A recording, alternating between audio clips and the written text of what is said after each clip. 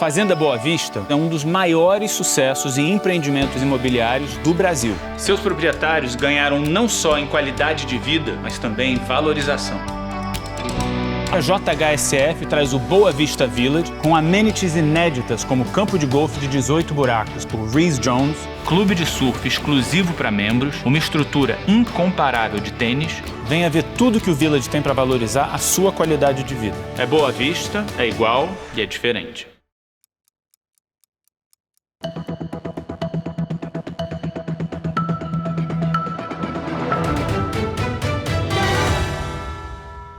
Olá a todos, sejam muito bem-vindos a mais uma edição do Amarela Zoné, programa de entrevistas de Veja. Eu sou Clarice Oliveira e hoje eu tenho o prazer de receber aqui Armínio Fraga, fundador da Gávea Investimentos e ex-presidente do Banco Central. Tudo bem? Muito obrigada pela presença aqui, é um prazer receber o senhor. Prazer todo meu, obrigado. Como de costume, me acompanham nesta entrevista dois outros jornalistas. Hoje aqui comigo, Sônia Raci, colaboradora do Estadão, da Rádio Eldorado, da Band News. Além disso, Carlos Eduardo Valim, editor de Economia de Veja. Tudo bem? Muito obrigada mais uma vez pela presença aqui conosco. Eu gostaria de abrir essa nossa entrevista, aproveitando para falar um pouquinho de um dos assuntos do dia. A gente está aí com a notícia de que o Brasil registrou uma deflação hoje. A gente sabe que isso vem como resultado de um movimento artificial que foi provocado pelo governo do presidente Jair Bolsonaro, já que os números mostram que essa deflação decorreu em grande parte, por exemplo, da redução no preço dos combustíveis. Então, só para a gente já começar falando de assunto leve, eu queria pedir para o senhor fazer um pouco uma avaliação do cenário econômico que a gente tem no Brasil nessa largada aí oficial da campanha presidencial. E quais são os riscos, possíveis efeitos que a gente pode ter em decorrência desses mecanismos que estão sendo adotados pelo governo, tendo em vista, claro, a eleição. Obrigada pela presença, por favor, fique à vontade. Olha, a deflação foi consequência direta dessas medidas, não há por que elaborar muito sobre o tema. Preocupa mais a tendência. A tendência tem sido, e não só no Brasil, mas aqui mais, de uma inflação elevada, que tem elementos de oferta, como dizem eu e meus colegas economistas, que significa que, por exemplo, em função da tragédia lá na Ucrânia, os preços de várias commodities, sobretudo petróleo e gás, dispararam. Isso tem tido um efeito devastador, alimentos também. E, no caso deles lá fora, de um período muito longo de uma economia assim, pé na tábua. Tá? Vamos falando assim, política fiscal agressiva, gasto, e política monetária, essa nunca vista na história, foram vários anos de juros zero até negativo em alguns lugares, e essa combinação fez com que a inflação nas economias mais avançadas fosse caminhando para próximo de 10%. Parte disso nos afetou, com certeza, mas de uma maneira um tanto curiosa, porque embora a situação do emprego venha melhorando, o Brasil ainda segue com bastante desemprego, o mercado de trabalho está um pouco mais aquecido, mas com 9% de desemprego não dá para comemorar ainda, né? A gente está longe ainda de poder comemorar. Então é um quadro que preocupa mais, porque esse elemento de vamos dizer, inflação muito provocada por política pública não se aplica tanto ao nosso caso. Então, assim, é um quadro para quem como nós temos um histórico de indexação, etc., quadro que exige bastante cuidado. O Banco Central tem sido bastante forte na sua resposta, né? O juro está aí quase a 14%. A economia andou mais quente também em função, em parte, de políticas públicas.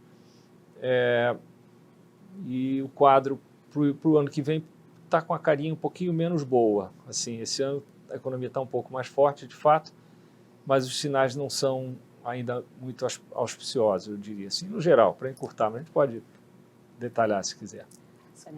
Armínio, esses dados do IBGE, da área de trabalho, 9% de desemprego. As pessoas pararam de procurar emprego, por isso caiu de acho, 14 para 9, né? Ou alguma outra coisa está acontecendo que a gente não sabe? Não, teve alguma geração de postos de trabalho também, mas ainda é uma economia que está com... Se quiser olhar, se faz assim, o número de pessoas empregadas de uma forma ou de outra subiu, mas os salários continuam muito baixos, a massa salarial continua ainda bastante deprimida. O mercado informal cresceu, não cresceu? Como dá para medir isso? Alguma coisa dá, mas é assim, o mercado informal é enorme no Brasil. Aqui, mais ou menos metade da força de trabalho, quase isso, ou está na informalidade ou está desempregada. E isso funciona, isso gera emprego, mas tem também custos. Mas essa área está também mais ou menos, eu diria, na mesma situação. Está um pouco melhor, mas ainda longe de recuperar, por exemplo, a massa salarial. O que é isso? É o total dos salários na economia, somados. Tá. Você acha que, em termos globais, agora eu vou provocar um pouquinho, o Brasil estaria em que lugar na administração da crise pandemia e guerra? Olha, assim, a resposta à pandemia, ela veio devagar, não houve, assim, claramente uma liderança que veio do topo, muito pelo contrário. Foi uma reação que contrariou, assim, a melhor ciência do planeta e atrapalhou. Felizmente, aí isso não foi a visão da maioria dos governadores e da própria população, eu diria. Temos o SUS também, que ajudou. Não, o SUS, na hora que a coisa pegou, com certeza, né? Porque quando veio a vacina, e o Brasil foi atrás da vacina rapidamente, aqui em São Paulo, um esforço importante, Fiocruz lá no Rio também. Então, assim, quando a vacina chegou, os canais de distribuição funcionaram, e eu acho que a coisa mais bacana foi que a população não caiu nessa ideia de que, não, tudo bem, isso aqui é uma bobagem e tal. A população quis se vacinar. No Rio, eu me lembro na época, ouvindo uma notícia que eu achei muito impressionante, que foi que os bailes funk lá no Rio, que são uma tradição antiga, foram suspensos. Então, até quando se chega a esse ponto, é um sinal que a população quis se proteger. Caiu a ficha, né? Que se protegeu, dentro do possível se protegeu. O SUS deu um show, o SUS tem um histórico de vacinar muito, muito bem sucedido, dentre outras áreas. Então não houve uma reação, não tinha assim, você não vê no Brasil tanta gente com uma cabeça assim anti-vax, como você vê até nos Estados Unidos. Não tem. A turma aqui é pragmática, esse negócio aqui é sério, me dá minha vacina aí que eu quero. Não. Isso facilitou, né? Sim. Bom, a gente está chegando agora no período eleitoral e todo mundo está falando que essa eleição vai ser muito definida, ou que o grande tema é a economia, né? Diferentemente de outros anos que foi segurança, saúde, corrupção, se vai falar e já está se falando muito sobre economia. Isso para um economista é interessante, é bom, é excitante ter esse tema tão importante durante uma eleição presidencial, ou é um pouco até perigoso, porque acaba se perdendo dentro de narrativas, politiza-se muito o tema? Olha só, isso poderia abrir umas janelas para, vamos dizer, um esforço de reformas e coisas do gênero. Poderia. Não é claro para mim que o foco vai ser tão concentrado na economia. Eu acho que tem muito assunto aí que vai chamar a atenção. Algumas coisas do passado, outras do presente, temas os mais variados, questões identitárias, eventualmente, espero eu, ambientais. Eu estou cada dia mais verde, acho que é a cara do Brasil. Eu acho que isso vai abrir. A economia sempre e eu acho que o tema da economia mais forte até foge da conjuntura, porque a conjuntura, tudo bem, com a pandemia, guerra e tal, está difícil. A guerra dos Estados Unidos com a China, quando os dois gigantes se chocam espirra faísca para todo lado, né? Então, isso tudo está aí, né? Eu acho a coisa mais dramática é que, sei lá, em 40 anos o Brasil cresceu muito pouco, ok, a desigualdade caiu algo até relevante, a pobreza também, mas segue muito desigual, falta oportunidade para as pessoas e tal. Então, tudo bem, essa parte é a economia, mas o resto também vai entrar. Eu penso que crime organizado é um tema quente. Então, eu acho que vai abrir, acho que essa discussão vai abrir.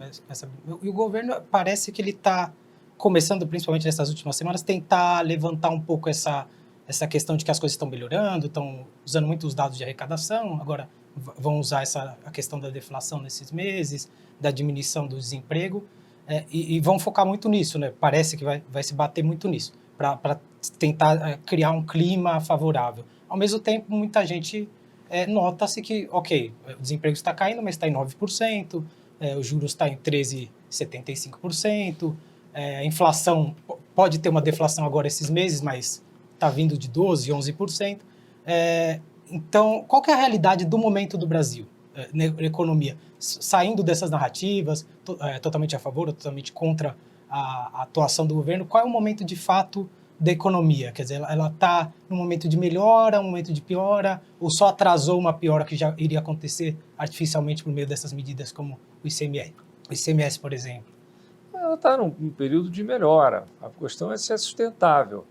Está melhorando, é inegável. Nós saímos de um buraco muito fundo, desemprego muito alto, o governo injetou muito dinheiro, fez algumas reformas também, acho que a gente não pode dizer que foi tudo ruim, algumas coisas boas aconteceram, a lei do saneamento, reforma trabalhista, reforma da Previdência, então não foi zero, mas assim, o horizonte ainda não está assim, limpo para a economia bombar e crescer de uma maneira sustentada. Não está. Nós estamos vivendo mais uma recuperação do que propriamente um período de crescimento. Nós vivemos várias recuperações nesses últimos 40 anos. Por quê? Porque várias vezes nós fomos para o buraco. Mas recupera, mas não cresce, né? A gente para e exato. estaciona. Então tem que diferenciar. Assim, ok, você caiu, levantou, mas a gente quer correr. Tá, isso não está acontecendo. Agora, o governo do qual o senhor fez parte entregou ali a cadeira de presidente da República para o ex-presidente Lula e depois teve que ficar ouvindo que deixou uma herança maldita, né? E agora a gente está vendo aí uma herança que vai ser deixada pela atual gestão, seja para o próprio presidente Jair Bolsonaro ou para o ex-presidente Lula ou para qualquer candidato ali que consiga, quem sabe, romper essa polarização, seja quem for que vai chegar lá, vai chegar num cenário, me parece, muito mais complicado, muito mais difícil do que o que foi deixado por Fernando Henrique Cardoso lá atrás. Na avaliação do senhor, o que o próximo presidente da República, seja ele quem for, vai ter que fazer na largada para tentar aliviar um pouco, ou quem sabe reverter essa tendência que o senhor está falando de só desce, recupera, mas nunca cresce? Tá. Essa pergunta traz um monte de coisa aqui para mim, mas... Fica à vontade, temos todo tempo. Então eu vou fazer um adendo que eu achei, que eu me lembrei agora, achei engraçado. Só para ficar mais simples. Eu me lembro, há muitos anos atrás, enfim, estava começando, fui entrevistar o ministro Domingo Cavallo da Argentina. Aí cheguei e falei assim, ministro, qual é a grande diferença entre Brasil e Argentina? Ele falou, simples. Ustedes têm el samba, vocês têm o samba. Nós outros temos el tango, quando afundamos, afundamos. Ustedes nunca afundam e nunca vão muito arriba. Isso aí não sai da minha cabeça, porque é o que a gente faz. A gente está quase no fundo do poço, sai. Aí está quase fazendo sucesso, volta. Agora, com essa herança que vai ficar mais difícil ainda, né? Eu vi uma vez o ex-presidente Fernando Henrique dar uma pequena aula para na época era diretora do FMI, que é a Anne Krieger, que era uma acadêmica de peso. Foi incrível, ele falou muito nessa linha, né, das heranças, das diferenças dentro da Península Ibérica. Mas voltando ao Brasil, é o seguinte, olha, essa história de 2002, são 20 anos já que se foram, né? Foi uma tristeza para nós, aquele foi um trabalho muito caprichado e tal, mas isso já passou. Não tem rancor. Eu acho que mas não foi legal, né, cá entre nós. Eu pessoalmente tanto naquele período quanto mais recentemente, a campanha do Aécio. Eu nunca levei nada disso como pessoal. Minha família, sim, levava. Era mais o ex officio. Eu estava lá, uma posição importante, e era natural que eu entrasse na linha de tiro. O que eu acho que foi uma pena. Agora a situação assim bem mais complicada. E olha só que coisa, que ironia. Do lado econômico, o buraco começou com o PT. Tá? Foi a guinada que foi dada já no segundo mandato do presidente Lula, depois foi aprofundada pela presidente Dilma e gerou um colapso econômico. A economia depois se recuperou um pouco. E agora, mais recentemente, nós temos tido também, com a pandemia, uma situação muito ruim, mas eu diria que outros colapsos, outros problemas de outra natureza, a nossa democracia ameaçada, o meio ambiente ameaçado, a ciência ignorada. Então, são vários aspectos que exigem correção. Os aspectos econômicos, se houver uma reeleição, aí a gente tem que... Nem sei pensar, sinceramente. Mas se for... não sei desesperador ou não sei, vamos ver o que acontece. Se for a Simone Tebet, a quem eu apoio, ou o próprio Lula, bom, tudo bem. Aí como é que Você acha que a política econômica vai mudar muito? Olha, ela tem que mudar. Ela tem que mudar. Em algumas áreas eu diria que menos, mas em outras áreas mais. Mas a política em geral precisa mudar muito.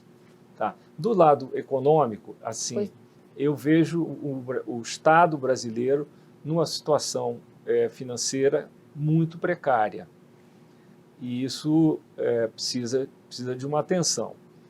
Eu vejo inúmeras áreas carentes de reformas, e isso eu vejo por um ângulo positivo e um ângulo negativo. Tem um ângulo positivo que é o seguinte: tem muito espaço para melhorar. O Brasil é uma economia fechada, o sistema tributário é um manicômio, a reforma da Previdência vai ter que ser completada e revista, e tem que ter uma enorme reforma do Estado a caminho, deveria estar a caminho. Então, assim, tem muita coisa para fazer com um pano de fundo muito frágil. Se o governo entra e mostra convicção, faz as coisas de uma maneira coerente, é possível uma mudança de clima, é possível. Agora, por outro lado, se o governo ignora esses desafios todos, que são vários, de novo, fiscal, crescimento, desigualdade, falta de oportunidade, etc., isso tudo é ignorado, for maltratado, se o Brasil voltar para o modelo antigo, que já deu errado não sei quantas vezes, aí nós vamos pagar um preço muito alto, porque de fato a margem... Qual é o modelo antigo? Esse modelo de economia fechada, a mão pesada do Estado, de maneira indiscriminada, um Estado capturado por interesses, não entregando nem crescimento, nem igualdade. Você acha que há um risco de voltar para isso? Sim, eu acho que sim. Aí nós entramos na política um pouco também. Agora, essa questão, por exemplo, o senhor estava citando na sua fala, entendo como referências diretas a sucessivas declarações do presidente Jair Bolsonaro, que colocam aí em questão a democracia. Né? A gente tem uma ameaça constante de uma ruptura democrática, seja ela no discurso ou não. O fato é que imagino que isso atrapalha bastante a capacidade do Brasil de se recuperar de uma crise que não diz respeito só ao Brasil, que vem em consequência da pandemia.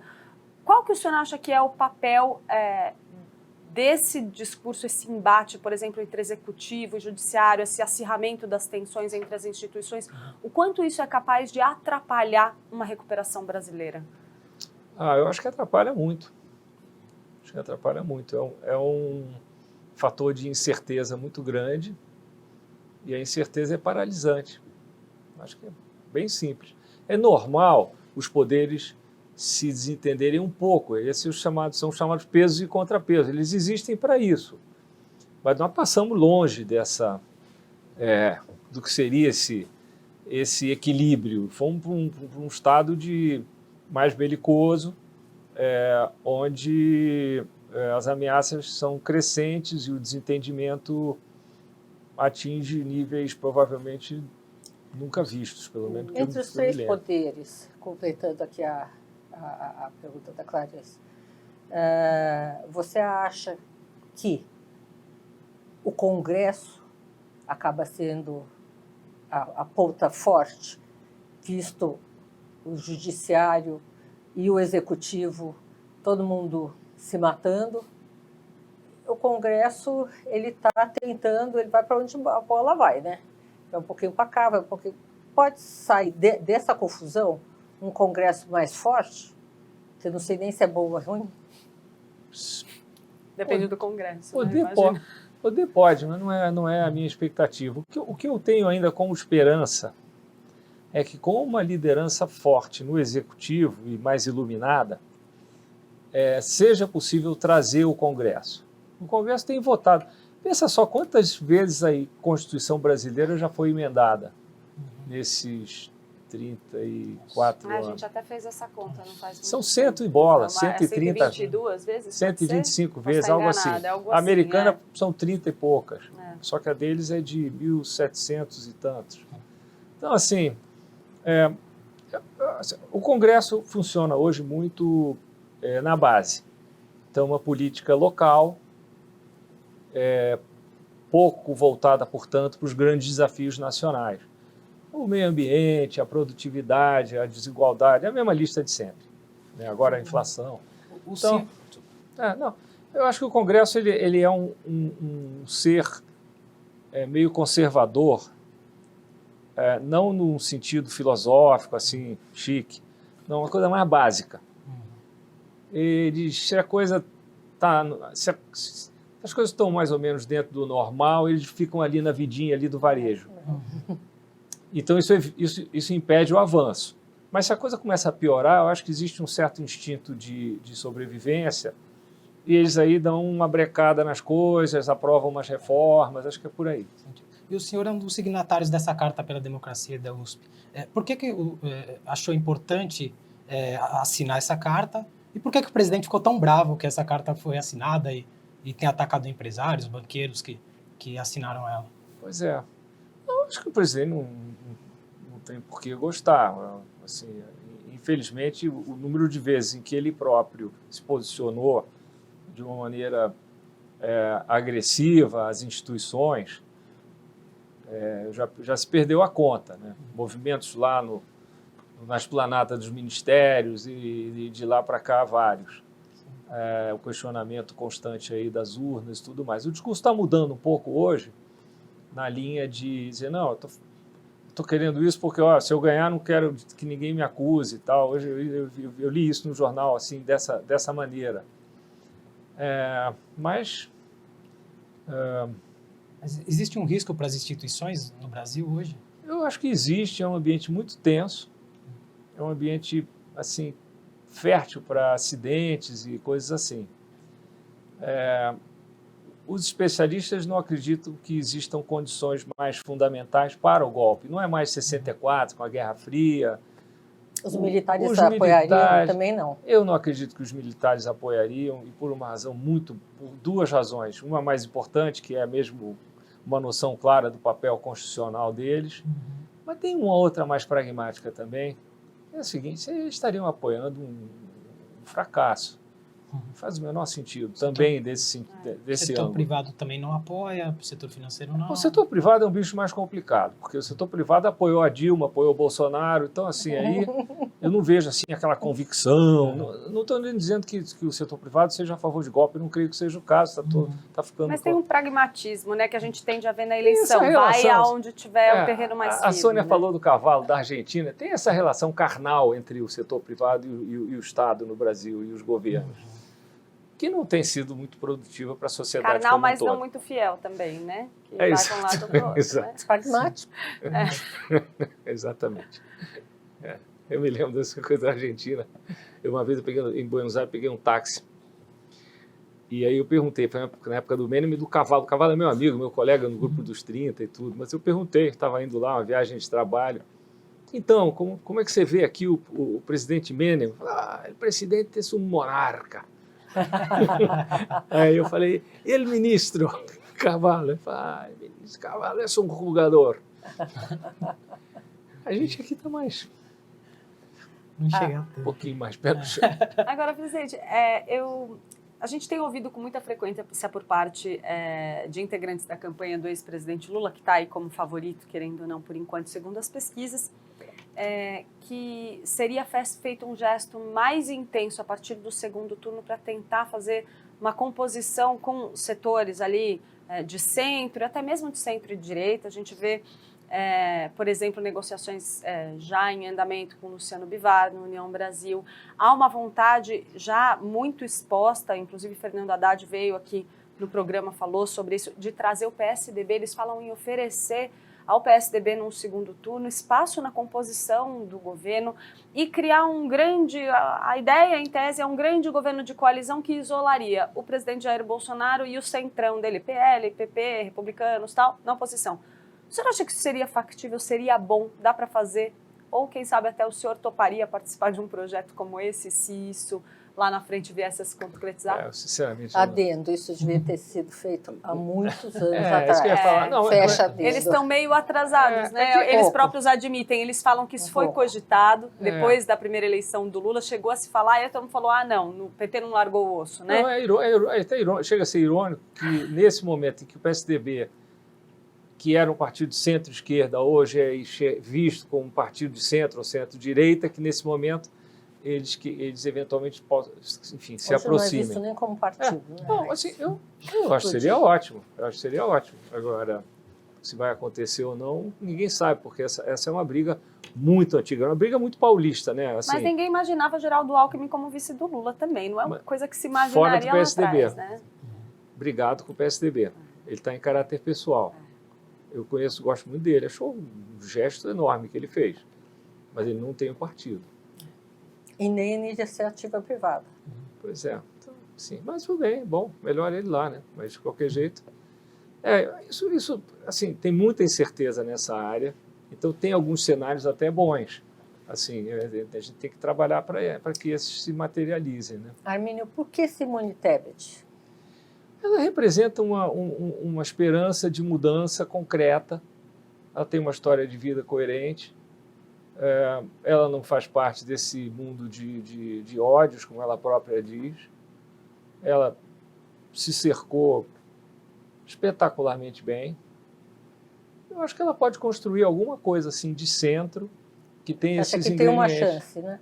Olha, a chance, eu seria muito arrojado se eu dissesse que ela tem uma grande chance, mas eu acho que ela tem uma chance sim. A gente não sabe direito o que vai acontecer nesse período. Essa briga de ódios, né, ela acaba influenciando em qualquer medida prática e técnica, né? Sempre alguém vai falar que está errado, um lado vai falar que está errado, o outro certo, errado. Isso não é só aqui, está acontecendo no mundo, né? De uma maneira generalizada. Tá. Como desconstruir isso? Eu acho que o mundo, sinceramente, eu pelo menos vejo um mundo meio perdido. E com ameaças as mais variadas, uma volta assim, de um populismo de esquerda e de direita. Nacionalismo. Não é uma fase boa. Eu acho que assim, quando o mundo passa por um período de transição hegemônica, que ninguém sabe onde vai dar e em geral se vê muita instabilidade. Isso é um assunto clássico. Vendo, né? É um assunto clássico em relações internacionais, nas grandes finanças internacionais. Então, isso tudo está acontecendo. A gente não sabe muito bem o que vai acontecer com a China, com a própria Índia, que são enormes, a China, sobretudo, economicamente falando. Não é uma fase boa, não. Eu acho que a gente teve agora um período longo de prosperidade, mas... O que é mais imprevisível? O futuro da Covid ou o futuro da economia mundial? Não, da Covid. A Covid está, aos poucos, virando alguma coisa mais mansa. Mais previsível, né? Eu acho que o futuro da economia mundial é um futuro, hoje, que conversa com a volta do Estado-nação, guerras frias, as mais variadas, radicalismos, o Donald Trump nos Estados Unidos, felizmente perdeu, a Le Pen na França, obviamente o Putin, o Xi Jinping, que se coroou líder perene. Então, assim, é um mundo diferente desse mundo mais doce, mais integrado, mais produtivo, mais solidário. É um mundo, assim, meio doidão, assim. Então, isso é perigoso. E vai ter uma desglobalização mesmo? Quer dizer, Já está tendo, já está tendo. acontecendo. Eu vou dizer, eu sou bem liberal em tudo. Então, assim, porra, na economia, eu cansei de fazer defesa vamos chamar assim, da abertura unilateral do Brasil. Eu fiz isso no Congresso, eu achava que eu era louco. Hoje, eu escuto a palavra, isso aqui é estratégico, e eu não fico me coçando. Por exemplo, tem muitos liberais reclamando da Simone Tebet com relação à Petrobras. Ela falou que não ia privatizar a Petrobras. Pô, eu acho que eu tenho credenciais liberais bem fortes. Eu não venderia a Petrobras para uma multinacional chinesa ou russa. Hoje, né? Não venderia. Faria uma revolução de governança? Faria. Ela tem sido presa fácil para muita gente. Né? Como uma revolução de governança? Uma que blindagem, poderia uma ser blindagem ainda mais forte. A lei das estatais já ajudou bastante. Mas seria, por exemplo, aprovar uma legislação que proteja ainda mais, porque a gente sabe que aqui, quando não está na lei, né, vira aquela maluquice. Veja, Se está na lei, já vira maluquice também, né? Agora, quando está, pelo menos tem um freio. Pega só o caso do Banco Central. A lei que deu independência ao Banco Central, ela veio depois de anos onde os presidentes e diretores do Banco Central tinham, na prática, a independência. Eu posso falar, porque eu passei lá num período desgraçado de crise após crise, e nunca o presidente Fernando Henrique me pediu uma vírgula, nem o ministro. A gente tinha discussões profundas sobre economia, a gente fazia outra coisa. Mas não é o que acontece nesse governo. Mas ali, na hora, tudo bem, o Banco Central tem uma meta, a meta foi determinada pelo governo e o Banco Central está cumprindo o que nós pedimos a ele que cumprisse. Aí botaram em lei, foi ótimo. Botaram em lei. Hoje em dia o Banco Central é então completamente a lei das independente. estatais é muito Pode boa. pedir quem quiser, né? Então, mas a gente tem já uma lei. Então é cumprir a lei, Congresso. criar uma tradição, tirar a Petrobras das mãos de manipulações de governo, seja de um escândalo de corrupção, seja de controle de preços na bomba, outra loucura que a gente não se cansa de fazer. A pergunta que mais me vem à cabeça, sabia, de Brasil, é assim, por que a gente não aprende? Que diabo? Eu sou testemunha ocular disso. Sabe, mas eu não perdi a esperança, não, porque assim, aí de novo entra um lado ligeiramente cínico que não é o meu.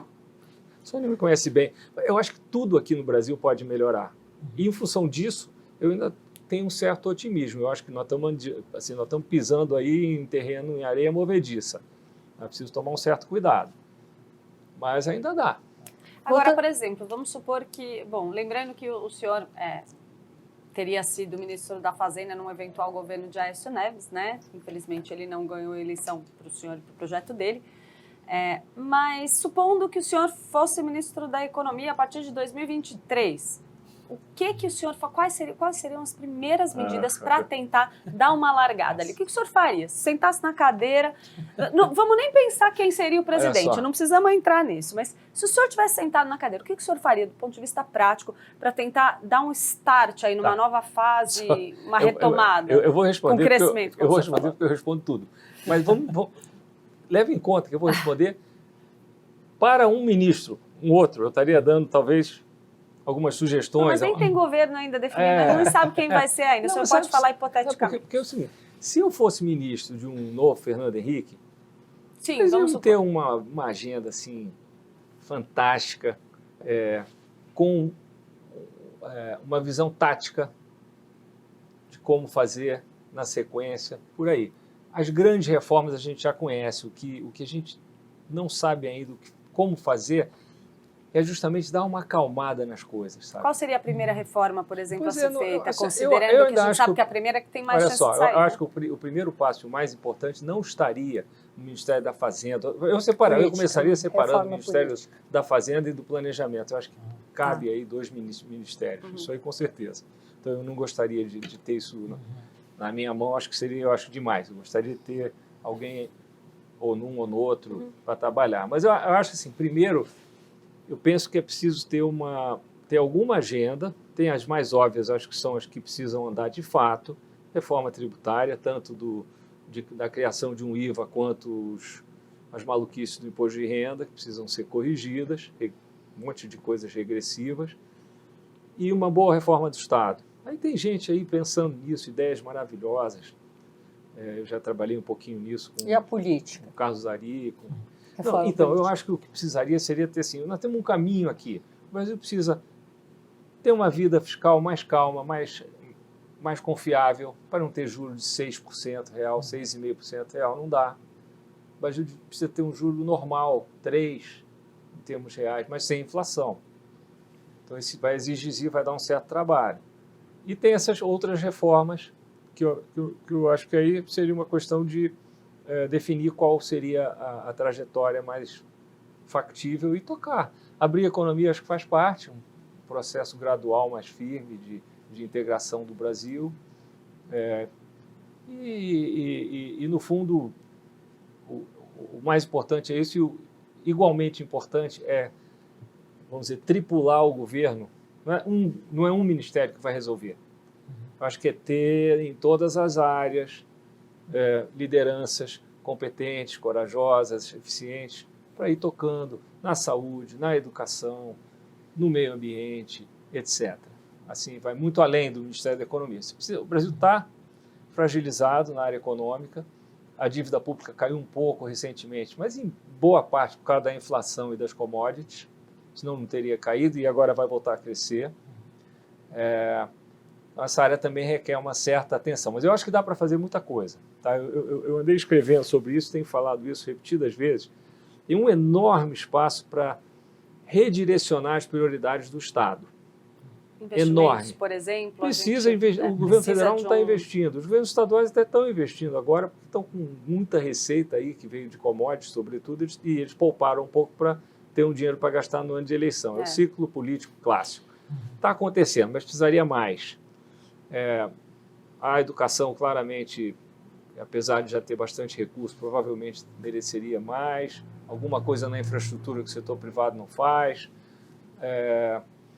A assistência social tem ótimas ideias circulando por aí, acho que elas merecem ser discutidas. Pegando carona de novo na Clarice, ela te perguntou o que você faria para frente. O que você teria feito há 4 anos atrás que não foi feito? Olha só, acho que do ponto de vista de uma agenda, a agenda do governo Temer me parecia muito razoável. Tá. Essa agenda foi muito deturpada, não foi? Eu acho que ela foi conduzida dentro do que foi possível, porque ali teve crise política, ele próprio teve seus problemas, ele presidente. Então, assim, eu por acaso, um mês antes da Ponte para o Futuro ser publicada, eu publiquei um artigo que saiu no Estadão e no Globo, lá com a minha listinha de que eu achava que precisava, assim, reformas necessárias para o Brasil entrar numa trajetória boa. Tinha uma parte que era mais conjuntural, uma parte mais estrutural. Não mudei praticamente em nada do que está ali. Aquela era uma agenda mais de crescimento, eu incluiria uma agenda ambiental, incluiria uma agenda social, obviamente, mas o meu objetivo ali era mais macro. Eu acho que é a mesma agenda, só que o Brasil meio piorou desde então. Teto de gastos. O que o senhor acha que deveria ser feito com ele? Porque a gente tem uma discussão Olha aí só. em andamento, a gente vê um governo que, em tese, defendia o teto de gastos, flexibilizando esse teto incessantemente, e uma outra campanha aí favorita falando em acabar com o teto de gastos. O que o senhor acha nesse momento? Acabar com o teto de gastos para gastar, mas eu realmente acho que não faz o menor sentido. Ter um teto de gastos que, se o Brasil tivesse dado certo, teria reduzido tanto assim o tamanho do Estado, eu acho demais. Então, eu no início do teto, antes das confusões todas que vieram, eu achava que o teto era, do ponto de vista do longo prazo, ele iria diminuir demais o tamanho do Estado. Estranho, né, um liberal falar isso, mas ele queria diminuir muito. Você ia ter o gasto parado em termos reais e a economia crescendo, sei lá, 3% ao ano. Em 10 anos dá 35%, você ia cortar 1/4 do tamanho do Estado. Não é viável. Eu acho que não é viável nem desejável para um país tão desigual quanto o Brasil, minha opinião. Então tinha que ficar entre um... Você poderia ter alguma meta de crescimento do gasto que ficasse entre 0 e algum número. E esse número seria uma decisão política, mas essa decisão simplesmente não acontece. Não há decisão sobre as prioridades do Estado, não há decisão sobre o tamanho do Estado, nem se fala nisso. E o que acontece? Aí o Estado segue crescendo, chega uma hora que é disfuncional, né? Que eu acho que chegou praticamente. Então, assim, eu acho que um teto ajustado poderia existir, mas ele teria que vir acompanhado das reformas que se imaginava lá atrás. Eu acho que a turma que fez o teto sabia perfeitamente disso. Super, um timaço que fez isso na época, eles sabiam e arriscaram. E aí alguma coisa se fez, mas não vamos dizer, tudo que se queria, vai. Existe espaço para um auxílio de R$600 permanente para o próximo ano? Quer dizer, falando de teto de gastos? Esse é o tema das prioridades. Se você fizer a minha conta, uma conta de padeiro é o seguinte, tem lá uns 3% do PIB para conseguir na folha de salários do setor público, vamos dizer em 10 anos. Uns 3% na Previdência e uns 3% na área tributária, todos esses subsídios, regimes especiais e tal. Dá 9. Aí, já que você consiga 6, deveria ser possível. Tá? Tem um pedaço aí que é cíclico, mas como tem muita vinculação, isso não gera tanto ganho assim. Aí você vai fazer o que com esse dinheiro? Eu vou pegar um pedaço para reforçar a assistência social, para reforçar o SUS, para o governo investir mais, e um pedaço também para equilibrar as contas. Tá? Acho que esse seria o jogo. Arminio, voltando um pouquinho sobre o tema privatização, né? Acompanhei todo o governo Fernando Henrique, todas as privatizações, essas e dos outros governos, e a privatização sempre foi muito tumultuada, né? Greves, briga no judiciário, enfim. Esse governo fez algumas privatizações. Eu me espantei muito quando privatizaram a BR Distribuidora e não teve uma pessoa no portão. O que mudou? Mas fez pouca privatização, né? Porque também muita coisa já tinha sido feita, né? Isso que é verdade. A BR já principalmente tinha comparado às promessas, né? De foi pouco, mas pouco que o próprio presidente é contra também. Eu acho que o ministro era a favor, o presidente era contra, o presidente em geral ganha, né? Então acho que foi o que aconteceu. Lá atrás, por exemplo, a privatização do Banespa e do Banestado e de vários outros foi feita dentro do Banco Central, né? As duas grandes na nossa época. A do Banespa foi uma guerra. Foi uma guerra. Nós tínhamos, 80, 90 advogados espalhados pelo Brasil para caçar liminar. Até a última hora não era claro que a privatização ia acontecer. Eu sou a favor de privatizar praticamente tudo e falo, às vezes, parece frase de efeito, mas assim, eu acho que a empresa pública ela falha como empresa e falha como setor público. E eu acho um caso especial da Petrobras por essas razões, mas ela precisa ser blindada para funcionar como uma empresa. Disso eu não tenho dúvida. Agora, o Banco do Brasil não foi blindado para funcionar como um banco público? Foi. A Petrobras não foi blindada?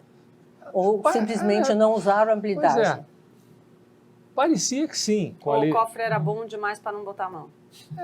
Não dava, que tinha conselhos, são várias coisas que aconteceu agora não foi fizeram. Bem um petrolão, mas foi usar a Petrobras basicamente para baratear o custo do combustível para os caminhoneiros e até na bomba. Pessoal, eu vou só interromper um pouquinho só para avisar que a gente já está começando a se aproximar do nosso tempo, ainda dá para a gente conversar um pouquinho, mas eu queria abrir aqui para a gente abrir uma última rodada aqui de perguntas, mas fiquem à vontade, ainda dá tempo de papear. Começa pela Sônia aqui, por favor. Bom, então eu vou continuar na privatização. Vai fundo. Você não respondeu o que mudou no Brasil que não houve tanto protesto nessa gestão? Não, porque não houve tanta privatização, talvez. É o modelo da privatização, não, porque eu acho que aumentar o capital? Não, é que A da Eletrobras, assim, tudo bem, está lá agora, tem um excelente... Está cheio de penduricalho. Tem a ver com o subsídio de sindicatos, por exemplo? Você acha que isso tem um papel? A gente teve algumas mudanças aí de legislação que reduziram o financiamento de sindical, por exemplo. Isso pode ter interferido nessa reação menor que a Sônia está levantando, por exemplo? Eu acho que foram poucas privatizações para a gente chegar a uma conclusão assim tão Mas foram privatizações emblemáticas. Está tudo bem, BR não, mas a Eletrobras sim. A Eletrobras é uma privatização light, assim eu diria. O modelo. Mas o governo perdeu o controle. Perdeu o controle, mas é o maior acionista ainda. Sim. Então ainda tem bastante controle. Teria sido muito mais forte vender as grandes empresas embaixo, vende o controle de Furnas, de todas. Isso sim, talvez se a Nuclebras talvez não fosse... Esse modelo não é um modelo que você, como economista... Não, eu não teria feito, mas é o modelo que deu para fazer, tudo bem. Acho que foi um avanço, está em boas mãos, isso é muito importante. Eu me lembro, eu vi do próprio presidente atual, que acabou de assumir, o Wilson Ferreira, numa palestra, ele falando sobre o número de conselhos que eram preenchidos nas subsidiárias e como esses conselhos eram disputados à tapa por influências políticas. Por todos os políticos. Pois é, então, vai ser bom. Qualquer um que morou em Brasília sabe que toda vez que alguém vai trabalhar ali em cargos comissionados com um salário que eventualmente não supre esse quadro, começa, não, vai acumular um conselho aqui, um conselho ali, aquele penduricalho de conselho, assim, um do lado do outro para dar um salarião pro cara. Agora, né? A lei das estatais barrou isso, né? Estão querendo mudar a lei das estatais. E estão querendo mudar, a gente sabe que tem sempre um dedinho ali querendo mexer essa aí, nisso se realmente se mudarem, vai ser uma pena. Havia, inclusive, a lei, eu acho uma lei magnífica, eu ainda teria ido um pouco além. Eu tenho um artigo 138 da lei das estatais, tivesse sido deletado, teria sido ainda melhor, que é um artigo que supostamente dá às empresas estatais algum espaço para fazer política pública. Mas não diz o tamanho. Diz que se ela... nas atividades que forem ligadas ao seu ao objetivo registrado nos seus estatutos, ela poderá e tal, uma linguagem então, assim. Isso é qualquer coisa, né? Mas a lei das estatais fez uma mudança importante, que foi fortalecer o ônus de qualquer política pública fora da empresa. Ou seja, se o governo quer fazer alguma coisa com a estatal, hoje a lei garante que isso terá que ser feito com recursos públicos orçamentados. Então o brinquedinho ficou menos interessante. Pode ser. Bom, e falando um pouco mais de Banco Central, que é um assunto que o senhor conhece muito bem, essa diminuição de ritmo da inflação agora tem a ver com essa queda, com esse aumento da Selic muito forte aí no último ano, um ano e meio, ou basicamente tem relação com a queda dos impostos, foi baixada ali pelo governo? A mensal tem a ver com os impostos, mas a virada nas expectativas de inflação que está acontecendo em cima da política monetária, com certeza. Já está tendo efeito, já dá para perceber. Tá sim. Teve um efeito, inclusive, na taxa de câmbio, que estava lá em cima. É difícil dizer o que foi o que, mas com certeza teve algum efeito no câmbio que andou a 5,60 e está aí a 5,10, por aí. E falando de uma forma mais internacional, mais global, os bancos centrais, em geral, eles erraram a mão na política, no estímulo durante a pandemia, e por isso também a inflação é tão alta em todo mundo? É fácil dizer, mas eu diria que sim. Sim, estão errando ainda. Estão errando ainda. Acho que sim. Estão atrasados, Europa, Estados Unidos. O que daria para mudar? Não, apertar um pouco mais rápido. Europa ou Estados Unidos? Os dois. E China, você considera a Também, política mas eles não estão com a inflação tão alta. Mas sim, a China tem tido também muito cuidado nessa área, porque ela... Bom, se nós lembrarmos aqui no período do regime militar, quando a inflação foi saindo de controle, a legitimidade do regime, se é que existia, mas é que existia, foi caindo. Enquanto o regime estava entregando mais crescimento, mesmo com um período terrível ali do miolo da ditadura, havia alguma sustentação. Quando a economia começou a entrar em fase de hiperinflação, crise de balanço de pagamentos, etc., complicou bem a vida. Começou a derreter o governo, né? Então, Na China, existe um controle absurdo sobre política monetária, sobre bancos, sobre empresas. O destino da China será o destino do mundo? Você acredita que a China vai conseguir? A China é um gigante de enorme dinamismo econômico, vem crescendo menos, mas uma China hoje que cresce a 5% é igual a uma que 10... Você acredita dos números da China, da divulgação? Olha, nos números assim, do mês, tem muita gente que duvida, sobretudo, dos números do PIB. Mas nos números em geral da economia chinesa, não tem como não acreditar. Porque você sente isso no mundo inteiro. Senhora Presidente, eu sei que o senhor já tratou desse assunto publicamente, mas eu acho super importante a gente registrar aqui. A gente já sabe do senhor que a posição do senhor no primeiro turno seria, então, em favor da candidatura da senadora Simone Tebet. O senhor acredita que ela teria alguma chance, querendo ou não, de, quem sabe, romper essa polarização e fazer uma gestão que o senhor consideraria adequada. Mas num eventual segundo turno, eu gostaria que o senhor dissesse para a gente como o senhor se posicionaria, pensando no que o senhor acha, de fato, que seria melhor para o Brasil a partir de 2023. E aí queria aproveitar também e pedir para o senhor fazer uma avaliação aí sobre as gestões de Lula e de Bolsonaro. Eu votaria do segundo turno na Simone de novo. Supondo que ela não estivesse no segundo turno. Porque não haja dúvida. Olha só, essa pergunta volta e meia aparece, eu não tenho fugido dela.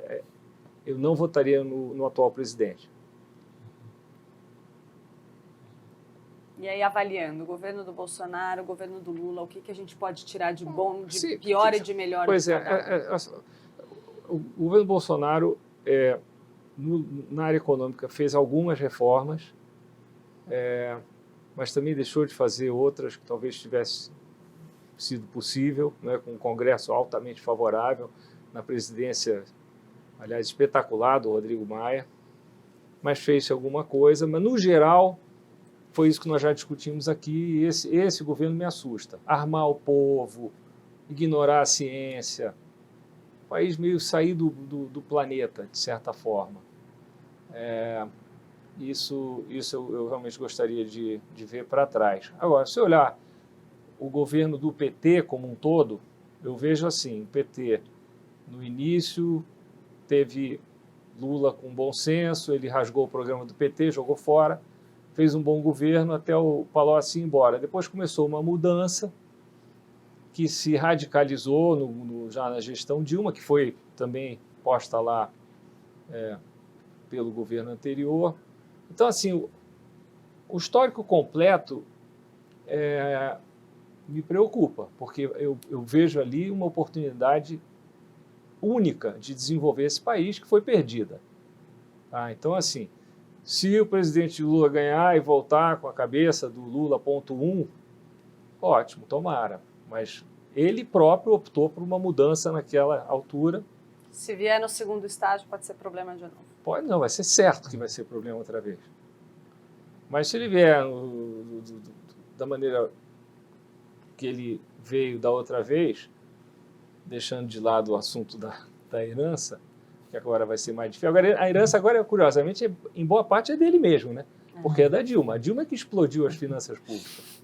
E até agora essa situação não foi corrigida. Mas isso ele não vai assistir, não vai falar nunca isso, mas é o que é. Então, assim, não é uma escolha agradável, mas assim, a minha posição é essa.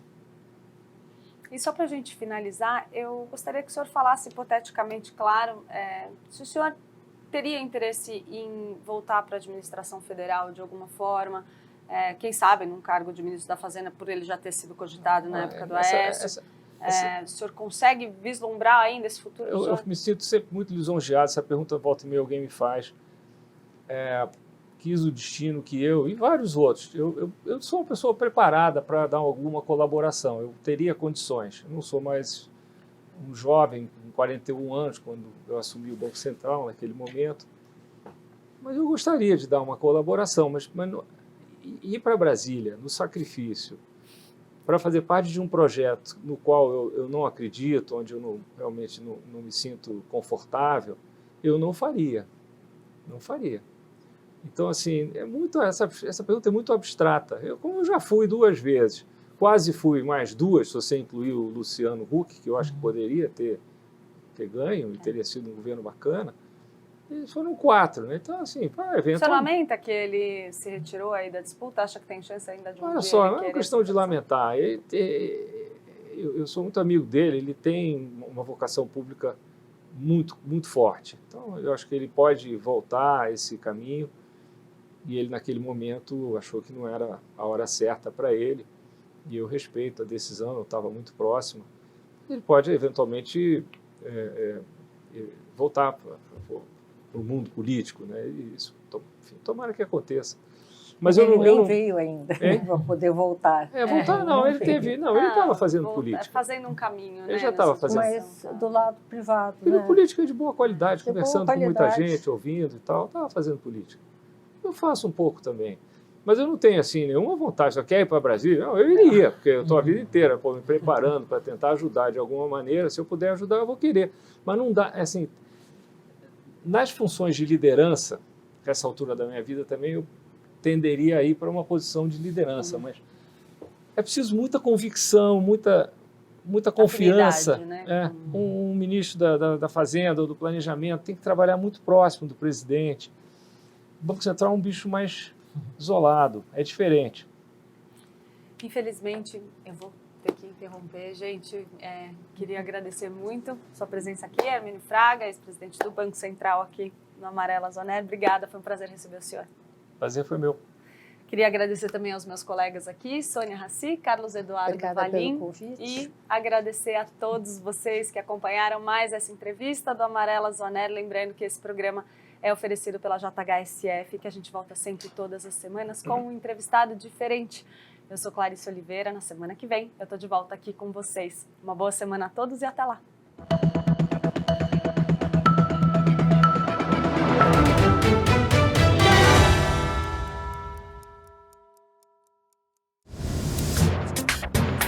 No Brasil, notícia tem nome. Veja. Veja investiga. Confere. Apresenta o fato e as consequências. Veja. Quem lê, sabe.